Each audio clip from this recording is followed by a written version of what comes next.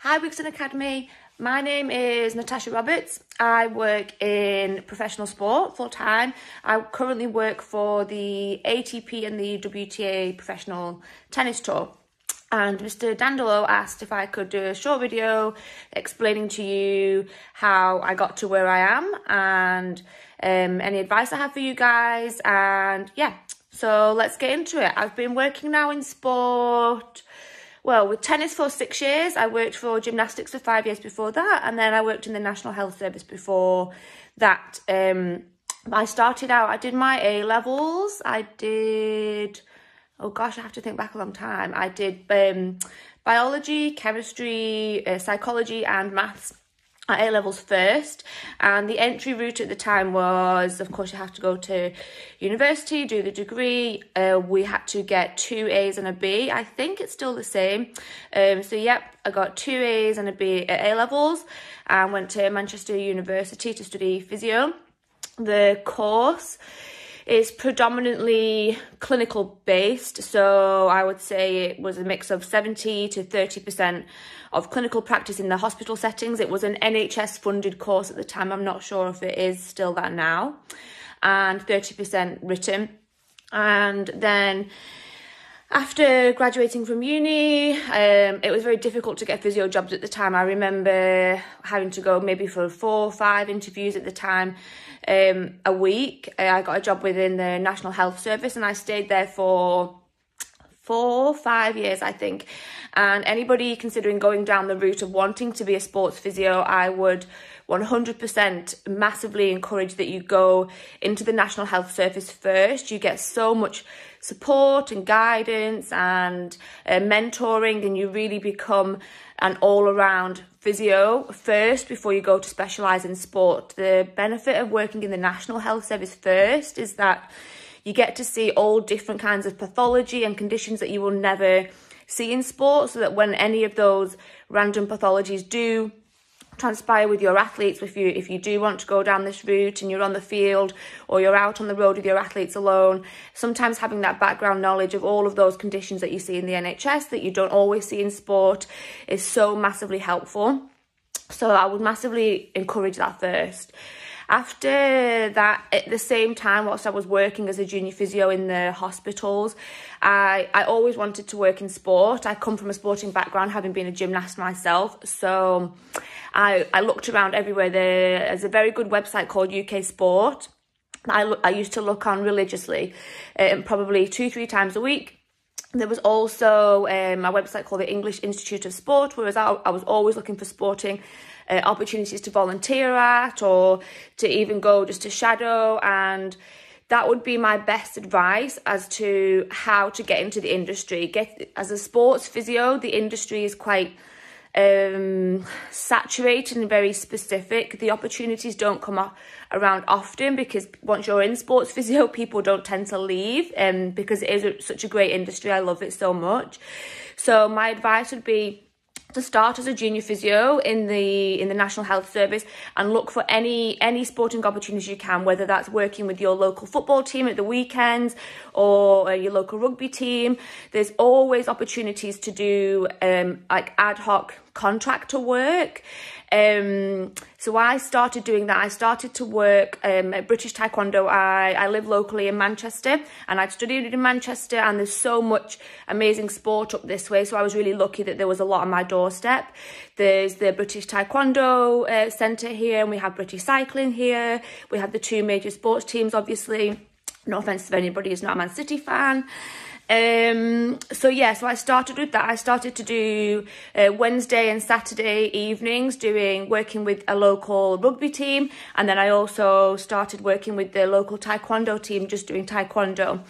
And at the time I felt completely out of my comfort zone. I'd never done any of those sports before. I'd just been a sports person myself. So again, a piece of advice I would give is do not be afraid to go out of your comfort zone in the world of sport. 70% of the time you will always feel out of your comfort zone. And the next piece of advice that I would give is don't be afraid to be open and admit when you feel out of your comfort zone, because you have so much support and guidance around you all the time. And don't be afraid to apply for things and apply for jobs that you don't feel either ready for or you don't feel that you have enough experience for, because otherwise you will never have enough experience. So apply for the positions. And one skill that you do need to have as a sports physio is you need to be resilient, and you need to be ready to accept a certain amount of failure. For every 4 interviews that you go to, you'll be rejected from, well, usually 4 of them, maybe 3 of them when you're lucky and you do get into the position. But you have to be resilient, and you don't let the knockbacks put you down, and you just keep going and going. Otherwise, you will never make it in the industry of sport. After I did that, I was then really lucky. Coming from a gymnastics background, I had quite a few contacts in the gymnastics world. So I was fortunate enough to get a full-time position within British Gymnastics. So I worked there for 6 years. It was amazing. I loved every single part of it, working with the gymnasts and working with the coaches, working with a huge, big, multidisciplinary team. And another piece of advice that I would give to you is that you have to really develop good communication skills. And I don't just mean talking. I mean, you have to be able to have the ability to listen to your athletes, listen to your players, listen to the coaches. You will always have big teams in sport, and not everybody will have the same opinion as you. So the ability to be able to put your ego to one side or your opinions to one side and really work together as a team is key. After that, I don't know if anybody remembers, but there was a big incident that happened in Manchester. There was a bombing attack that happened at an Ariana Grande concert. So I kind of dipped back out of sport for a little bit. I went from gymnastics and I went into running a rehab unit for the victims that were involved with that bombing incident, which was amazing. Completely took me out of sport for a few years. But having gone back out of sporting for a few years and doing something that I was so passionate about, just by luck, my name became known just in the local physio world. And so a contact from the tennis world reached out to me and said, would really like you to come and interview for a position with us.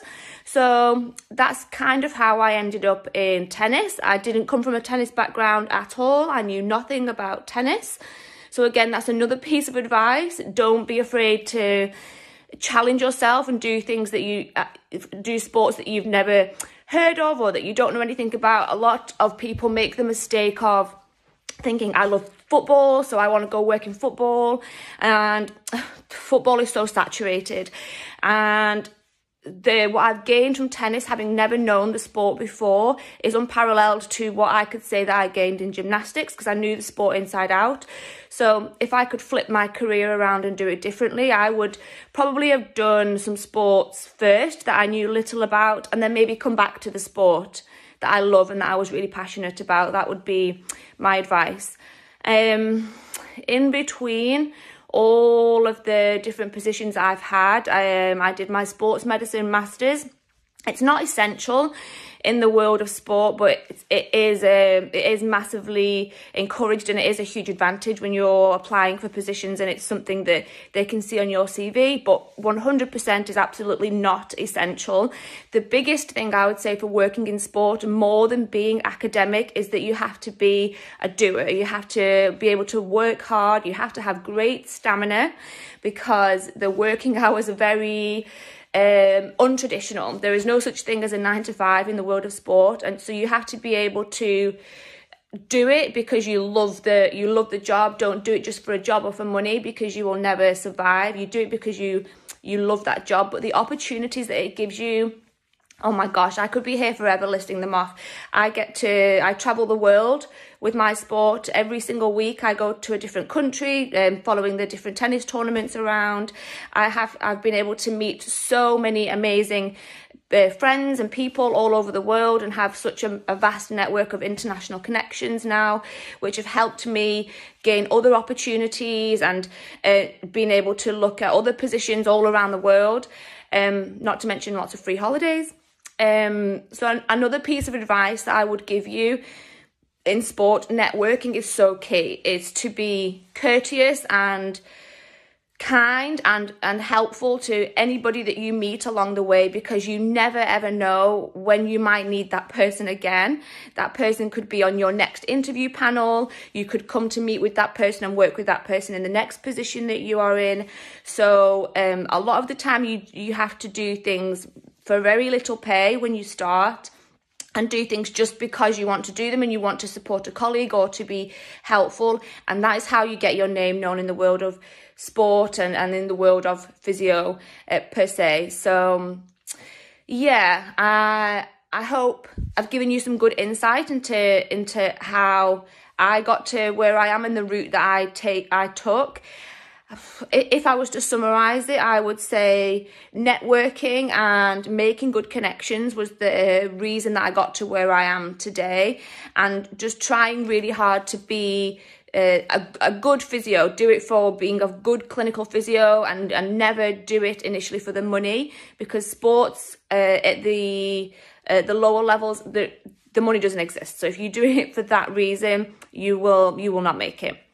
I'll give Mr. Dandolo my email address. So if anybody has any questions or wants any advice or guidance about how to get into the world of sport, or just have any more questions for me, then just let Mr. Dandolo know. And yep, happy to help. Okay, have a great day. Bye, everyone.